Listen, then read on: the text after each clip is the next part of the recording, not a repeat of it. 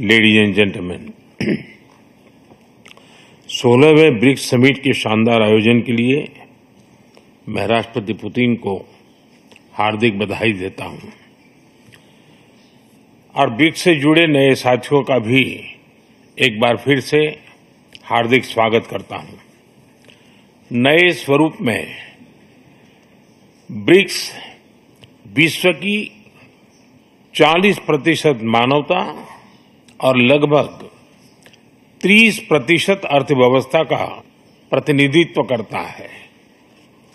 पिछले लगभग 2 दशकों में ब्रिक्स ने अनेक उपलब्धियां हासिल की हैं।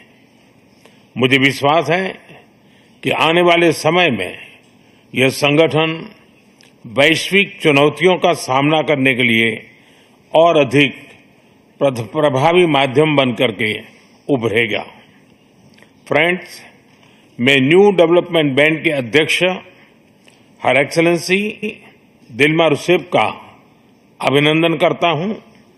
पिछले 10 वर्षों में यह बैंक ग्लोबल साउथ के देशों के विकास के लिए महत्वपूर्ण विकल्प के रूप में उभर रहा है।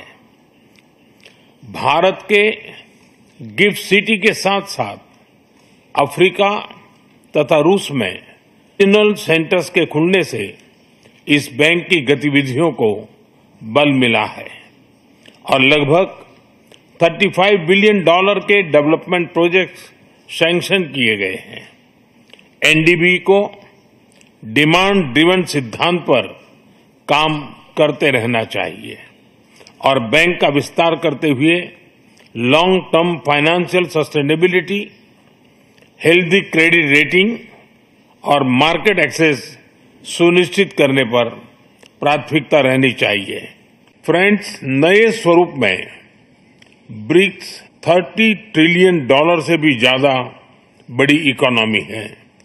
हमारे आर्थिक सहयोग को बढ़ाने में ब्रिक्स बिजनेस काउंसिल और ब्रिक्स विमेन बिजनेस अलायंस की विशेष भूमिका रही है। इस वर्ष ब्रिक्स के अंदर WTO reforms, trade facilitation in agriculture, resilient supply chains, e-commerce और स्पेशल इकोनॉमिक जोन को लेकर जो सहमति बनी है, उससे हमारे आर्थिक सहयोग को बल मिलेगा। इन सब पहलों के बीच हमें स्मॉल और मीडियम स्केल इंडस्ट्री के हितों पर भी फोकस करना चाहिए। मुझे खुशी है कि 2021 में भारत की अध्यक्षता के दौरान प्रस्तावित ब्रिक्स स्टार्टअप फोरम इस वर्ष लॉन्च किया जाएगा।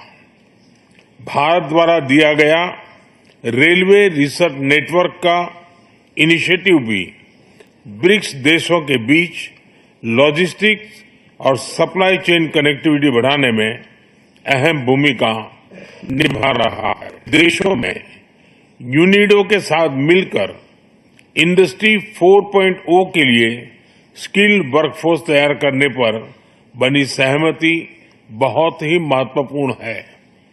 2022 में लॉन्च किया गया ब्रिक्स वैक्सीन R&D सेंटर सभी देशों की स्वास्थ्य सुरक्षा बढ़ाने में मदद कर रहा है।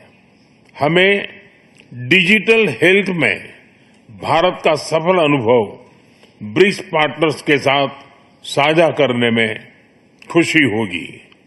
फ्रेंड्स, क्लाइमेट चेंज हमारी साझी प्राथमिकता का विषय रहा है।